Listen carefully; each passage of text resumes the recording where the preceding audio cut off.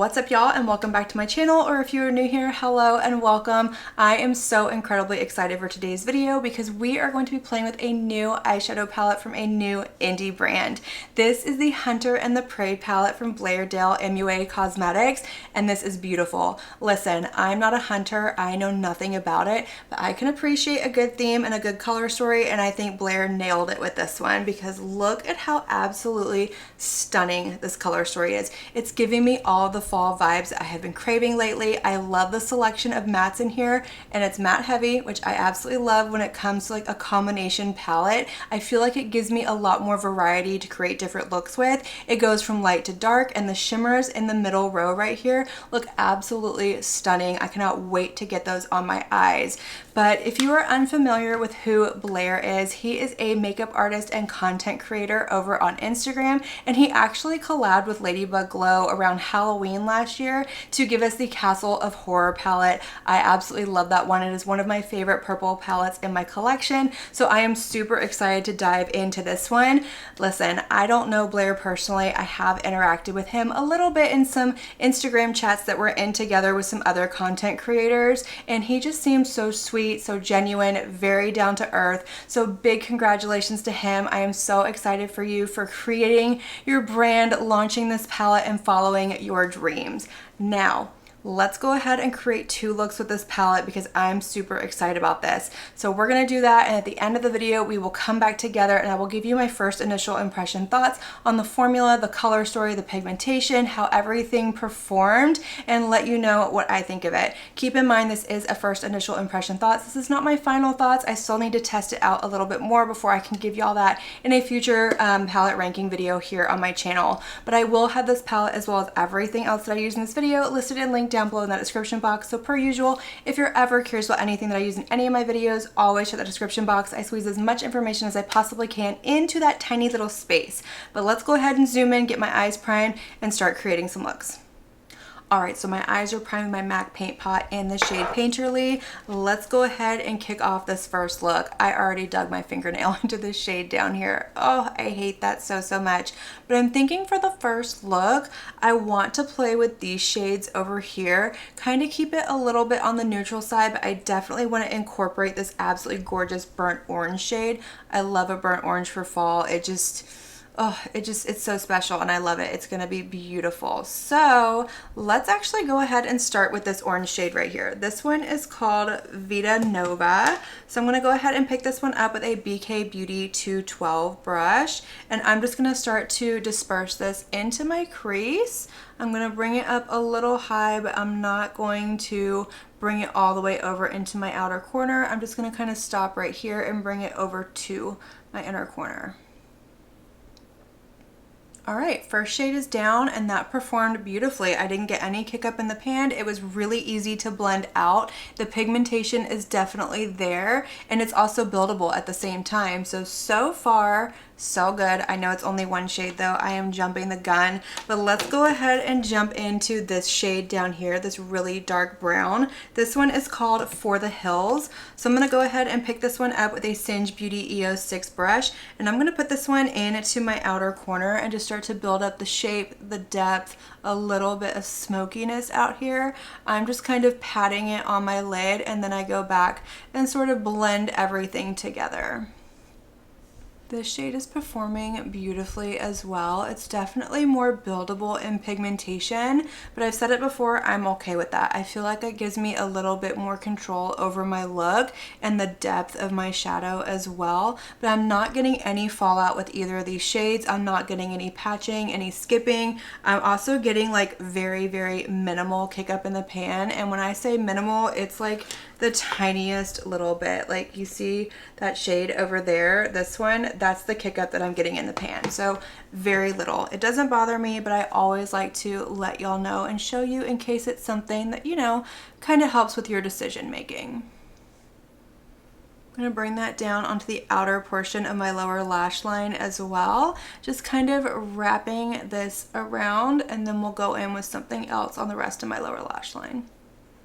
For the rest of the lower lash line, I want to go in with this shade down here. It's this really pretty like pinky red shade. This one is called Sequoia. So I'm going to pick it up with a BK Beauty 203 brush, and I'm just going to fluff this along the rest of my lower lash line, bringing it all the way over to my inner corner. I really want to try and test out every single shade in this palette. So that's kind of where we're at, but so far everything is performing absolutely beautifully. All right, so my lid is primed with my NYX glitter primer. Let's put some sparkle on this lid. So immediately my eye is drawn to this shade right here, this really pretty, beautiful, like sparkly champagne shade. It looks like it has a little bit of a flip to it as well, but we're gonna put this one all over the lid. So this one is called Backcountry. I'm just gonna pick this one up with my finger. This one feels very soft, very smooth, and look at how reflective that is. Oh, beautiful. I'm just gonna go ahead and pop this all over my lid, bringing it over to my inner corner, but I think I wanna do a matte inner corner for this look. That is beautiful. All right, so next I'm gonna go in with this shimmer shade right here called Higher Ground, and I'm gonna put this one where that shimmer and that matte meet, right over here in my like outer corner area. I'm just gonna kind of tap it right along that line so everything blends together nicely. This one picked up really nice as well. It does feel nice and smooth. I did get a little bit of kick up when I dug into this one, but I'm not getting any fallout. It's not emphasizing texture on my lid, so I'm okay with that. Those are the things I look for. I don't want anything that's going to emphasize texture on my lid. I'm okay with a little bit of fallout, but as long as it's nothing that's extravagant. All right, before we go ahead and finish up this look, I want to go in with this shade right here. This one is called In Plain Sight. So I'm going to go ahead and pick that one up with a BK Beauty 207 brush, and I'm going to put this one on my inner corner. This might be a little bit darker than what I generally go for, but I want to try and use every single shade in this palette, and I'm kind of feeling the matte inner corner with this one. And there you have it, our first completed look with this palette, and I think this turned out absolutely beautiful. I'm loving the pop of color on the lower lash line, and those shimmers look absolutely beautiful. They're nice and reflective, they're not emphasizing any texture, and they're sitting on my lid beautifully. But let me show you what I used to finish off this look, and then we will go ahead and create our second look with this palette. So in my lower waterline, I went in with a Victoria Beckham Satin Kajal liner. This is in the shade Bordeaux. For my lid, I threw on some of my brown Lancome Idole liquid, what is this, the Ultra Precise Waterproof Liner. I drew a blank for a second. And then I went in with my YSL Lash Clash brown mascara to finish off this look. But let's go ahead and dive back into this palette. So for the second look, I definitely want to play with these greens and this brown and try and deepen up with this black, kind of see what our pigmentation is going to be with that one. So I think what I want to do is I want to start with this shade down here, this really pretty warm brown shade. It's called In the Trees, and it looks like it's a little bit of a satin shade. Maybe it's a matte with a sparkle. I don't know. I haven't swatched this yet, so I'm not really familiar with all of the formulas in here, but I'm going to go ahead and pick this one up with a BK Beauty 201 brush, and I'm just going to start to fluff this into the crease of my lid, bringing it over and out, and I want to disperse this and kind of fluff it out a little bit, soften the pigmentation, and just kind of give a light wash up towards my brow bone. Next, I want to go in with this deep like Kelly green shade down here. This one is called Hunting Season. So I'm going to go ahead and pick this one up with a BK 211 brush, and I'm going to put this on my outer corner, kind of building up that depth, that definition, the shape of my eye look and everything. And I want to see how these shades are going to blend together. They are both definitely very mid-tone, but I want to see if they kind of mud up and disappear or if they're going to hold their own. And so far they're holding their own. For the lower waterline, I want to go in with this army green shade up here. This one is called Camo. So I'm going to pick this one up with a Singe Beauty EO4 brush, and I'm just going to fluff this along my lower lash line from outer corner to inner corner, keeping it nice and fluffy. I'm not trying to tight line or anything like that. I just want to get that shade on the lower lash line and bring in a little bit of color and depth definition. All right, let's play with this black shade up here called War Paint and see if we can kind of build up and how much depth we can get on this outer corner over here. I want to see how pigmented this black is going to be. So I'm going to pick it up with my Morphe M506 brush. Very light-handed. I don't know how pigmented this is, but I just want to lightly tap this onto my outer corner, building up that depth and drama. I don't want it to take over the look, but I definitely want to add something out here and deepen up that outer corner. And that is beautiful. It's working really nicely. I'm not getting any fallout. It doesn't seem to be overly pigmented to where it can really get away from you, but I would still suggest going in with a lighter hand just in case.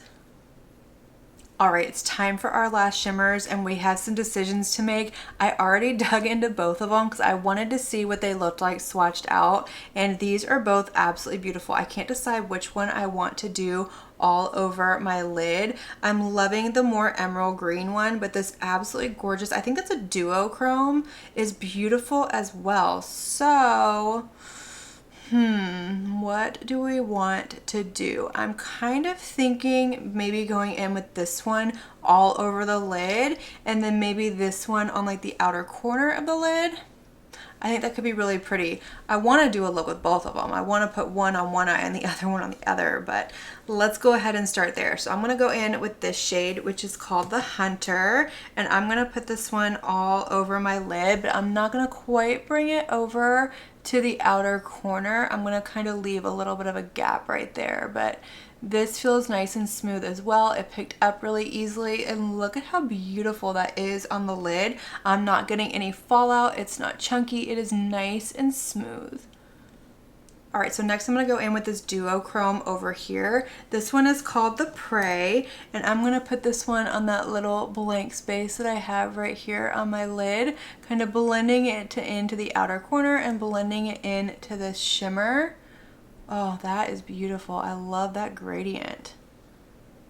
All right, so last for the inner corner, I'm going to go back in with this shade over here. This one is called Backcountry. I couldn't read it at first. I was like, what does that say? It says Backcountry. Don't mind me.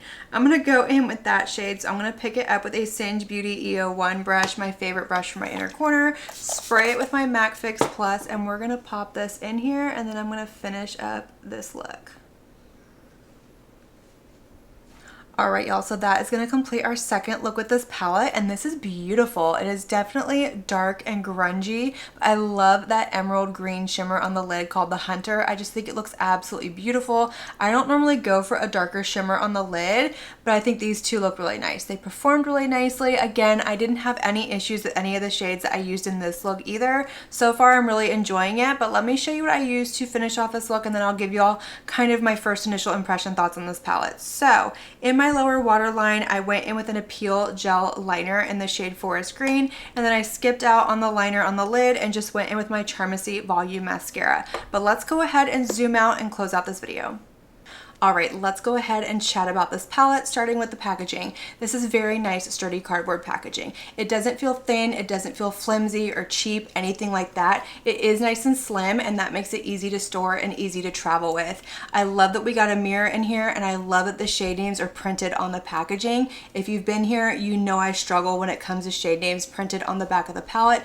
I don't know what it is, but I can never figure out which shade name goes to which color. It's a me thing, but it's definitely something I appreciate. I also want to let y'all know that these pans are not magnetic, so if you're somebody who likes to rearrange your palettes, pop them out, and create your own palettes, this is not going to be one that you're going to be able to do that with. It doesn't bother me, but I know a lot of y'all are curious, and that's a question I get asked a lot. But let's pop into the color story and the formula. So first of all, I love the color story. I already told y'all that. It's giving me all the autumnal vibes. I love that we don't have any color overlap in here. You can definitely do something more neutral, something more colorful. You had this black that performed absolutely beautifully. It deepened up the outer corner over here, but it didn't get away from me. It wasn't overwhelming. The formula and the mattes I found to be very user-friendly. I didn't have any issues with patching, skipping, grabbing. I didn't experience any fallout. Some shades had a little bit more kick up than others, but since it didn't translate to the lid, it doesn't really bother me. But like I said, I like to let y'all know about kick up.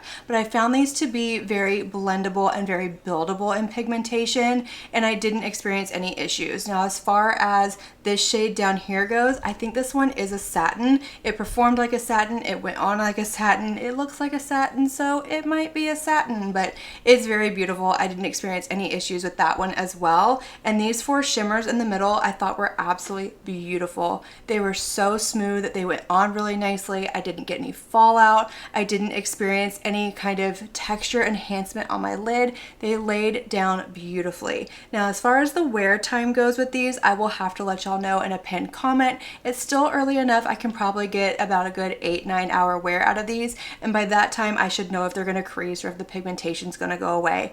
Also, I wanted to let y'all know I did kind of dig my fingers into all of the mattes because I wanted to see what they felt like, and they feel very smooth, very buttery. They don't feel gritty or textured in any way, so they are really nice and really smooth. But I enjoyed playing with this palette. I love both of the looks that I created, and I'm excited to keep playing with it some more. I've already got like 3 other looks in my head that I want to create with this palette, but that is going to complete this video. I hope y'all enjoyed it. Let me know all of your thoughts down below. Let me know if y'all follow Blairdale over on Instagram, if you picked up this palette, which look was your favorite. If you're even interested in this palette, I want to know it all. Let's light up that conversation, or that comment section, have that conversation. And as usual, I want to thank you all so much for watching my video and spending your time with me. It truly does mean so much to me. And if you like this video, make sure you give it a big thumbs up before you leave. Don't forget to hit that subscribe button and click on that notification bell so that you can be notified of all my future posts here on my channel. I do post quite a few videos every single week, and I wouldn't want you to miss one. But until my next video, have a good one. Bye.